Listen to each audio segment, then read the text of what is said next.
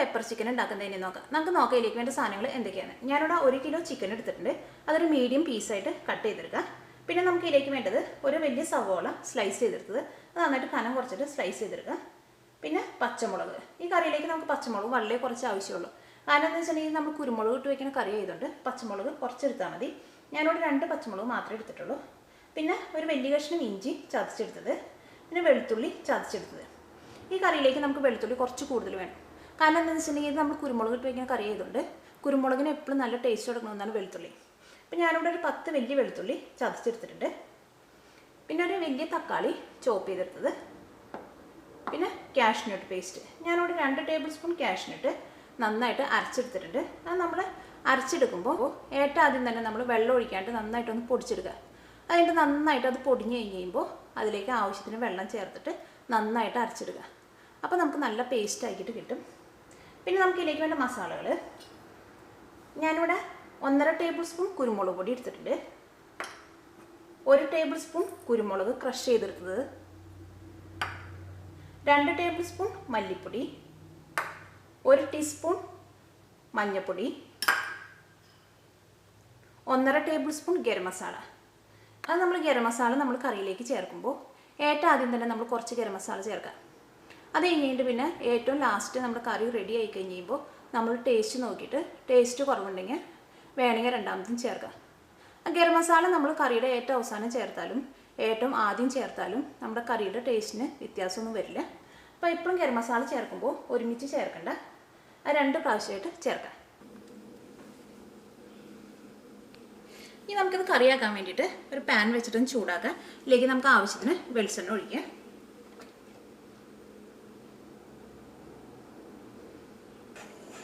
നമ്മുടെ വെളിച്ചെണ്ണ നന്നായിട്ട് ചൂടായിട്ടുണ്ട്. ഇനി ഇതിലേക്ക് നമുക്ക് ഏറ്റവും ആദ്യം തന്നെ നമ്മൾ ക്രഷ് ചെയ്ത് വെച്ചേക്കുന്ന കുരുമുളക് ചേർക്കാം. ആ കുരുമുളക് ചേർത്തിട്ട് നമുക്ക് പതുക്കെ ഒന്ന് വറക്കാം. തീ നന്നായിട്ട് കുറച്ച് വയ്ക്കാം.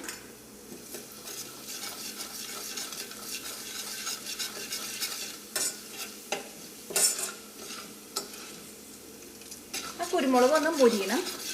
നമ്മുടെ കുരുമുളക് മൊരിഞ്ഞിട്ടുണ്ട്. ഇതിലേക്ക് നമുക്ക് സവോളയും വെളുത്തുള്ളിയും ഇഞ്ചിയും പച്ചമുളകും ചേർത്തിട്ടൊന്ന് വഴറ്റാം.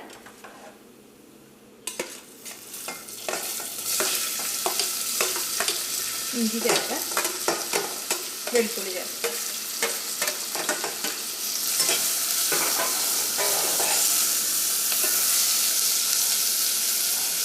ഈ സവോളയൊക്കെ ഒന്ന് പതുക്കെ ഒന്ന് വളർന്നു കഴിയുമ്പോൾ നമുക്ക് ഇതിലേക്ക് മസാലപ്പൊടികൾ ചേർക്കാം. സവാള നല്ല ഗോൾഡൻ ബ്രൗൺ ആവേണ്ട ആവശ്യമില്ല.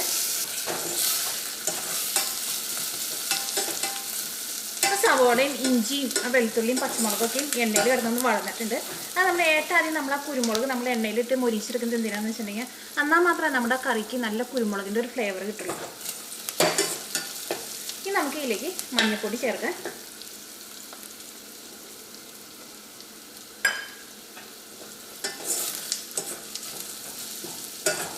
ഈ മഞ്ഞൾപ്പൊടിയും എണ്ണയിൽ കിടന്ന് നന്നായിട്ട് മൊരിയണം.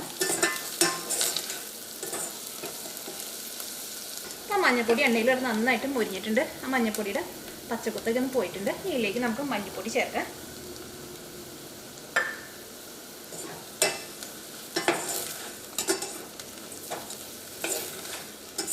ഈ മല്ലിപ്പൊടി നമുക്ക് എണ്ണയിൽ ഇട്ടിട്ട് നന്നായിട്ടൊന്ന് മൊരിയിച്ചെടുക്കാം.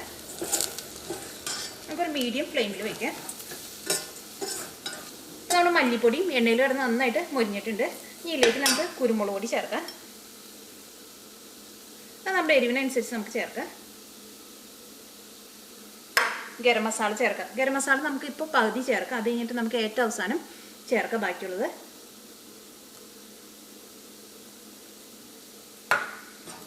ഇതെല്ലാം കൂടിയിട്ടൊന്ന് മിക്സ് ചെയ്യാം നമുക്ക്.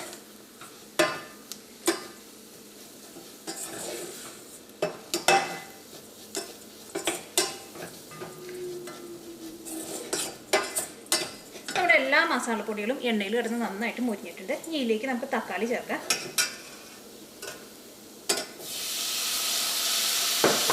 ആവശ്യത്തിന് ഉപ്പ് ചേർക്കാം. അപ്പോൾ നമുക്ക് തക്കാളിയിലേക്കുള്ള ഉപ്പ് മാത്രം ചേർത്താൽ മതി. പിന്നെ ചിക്കൻ ചേർക്കുമ്പോൾ നമുക്ക് ചിക്കനിലേക്കുള്ള ഉപ്പ് പിന്നെ ചേർക്കാം.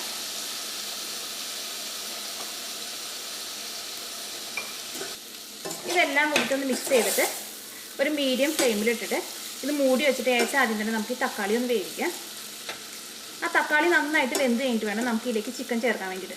അത് നമ്മൾ എപ്പോൾ നമ്മൾ തക്കാളി ഇട്ടിട്ട് ചിക്കൻ കറി വയ്ക്കുമ്പോഴായാലും ആ തക്കാളി നന്നായിട്ട് വെന്ത് കഴിഞ്ഞിട്ട് വേണം നമ്മൾ ചിക്കൻ ചേർക്കാൻ വേണ്ടിയിട്ട്. അല്ലെങ്കിൽ നമ്മുടെ ചിക്കൻ കറിക്ക് തക്കാളിയുടെ ഒരു പച്ചക്കുത്ത് വരും. നമുക്കിത് മൂടി വയ്ക്കുക. ഇപ്പോൾ തക്കാളി നന്നായിട്ട് വെന്തിട്ട് നല്ല പേസ്റ്റ് പോലെ ആയിട്ടുണ്ട്. ഇതിലേക്ക് നമുക്ക് ചിക്കൻ ചേർക്കാം.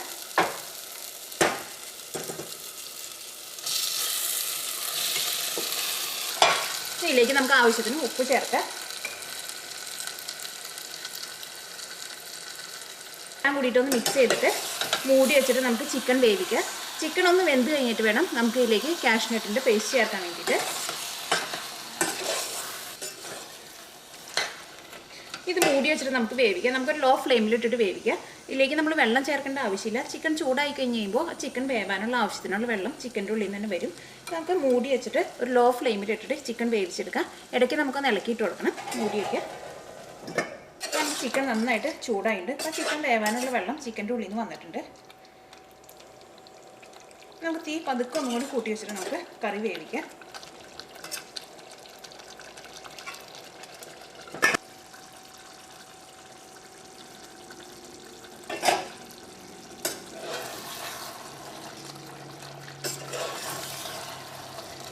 കറിയിൽ ചിക്കനൊക്കെ നന്നായിട്ട് വെന്തിട്ടുണ്ട്. ഇതിൻ്റെ ഗ്രേവിക്ക് നല്ല തിക്കായിട്ടുണ്ട്. ഇനി ഇതിലേക്ക് നമുക്ക് കാഷ്നട്ടിൻ്റെ പേസ്റ്റ് ചേർക്കാം. തീ നന്നായിട്ട് കുറച്ച് വെച്ചിട്ട് വേണം ചേർക്കാൻ വേണ്ടിയിട്ട്. നന്നായിട്ട് കൂട്ടി വെച്ചിട്ട് നമ്മൾ ചേർത്തിട്ടുണ്ടെങ്കിൽ കാരണം എന്ന് വെച്ചാൽ കാഷ്നട്ട് പെട്ടെന്ന് അങ്ങോട്ട് തിക്കായി പോകും.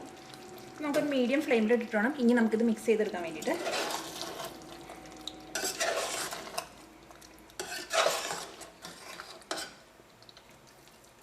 ഇപ്പോൾ കാഷ്നട്ട് കറിയിലേക്ക് നന്നായിട്ട് മിക്സ് ആയിട്ടുണ്ട്. ഇനി നമുക്ക് കറിയുടെ ടേസ്റ്റ് നോക്കാം. ഇതിലേക്ക് നമുക്ക് കുറച്ച് ഗരം മസാല കൂടി ചേർക്കാം.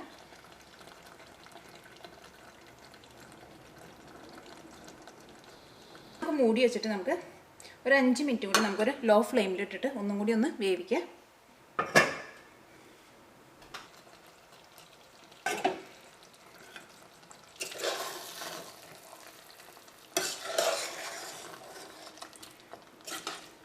നമ്മുടെ കറിയുടെ ഗ്രേവിക്ക് നല്ല തിക്കായിട്ടുണ്ട്. ഇനി നമുക്ക് തീ ഓഫ് ചെയ്യാം. നമ്മുടെ പെപ്പർ ചിക്കൻ റെഡി ആയിട്ടുണ്ട്. ഇത് ഉണ്ടാക്കിയെടുക്കാൻ വേണ്ടിയിട്ട് നല്ല എളുപ്പമാണ്. നല്ല ടേസ്റ്റുള്ള കറിയാണിത്. പിന്നെ ഈ കറിയിലേക്ക് നമ്മൾ ആ പച്ചമുളക് ചേർക്കുമ്പോൾ വളരെ കുറച്ച് പച്ചമുളക് ചേർത്താൽ മതി. കാരണം എന്താണെന്ന് വെച്ചിട്ടുണ്ടെങ്കിൽ ഈ കറിയിൽ കുരുമുളകിൻ്റെ ടേസ്റ്റ് തന്നെ ശരിക്കും എടുത്ത് കാണിക്കുക. അപ്പോൾ അതുകൊണ്ട് പച്ചമുളക് കുറച്ച് ചേർത്തിട്ട് കുരുമുളകാണ് ഈ കറിയിലേക്ക് കൂടുതൽ ചേർക്കേണ്ടത്.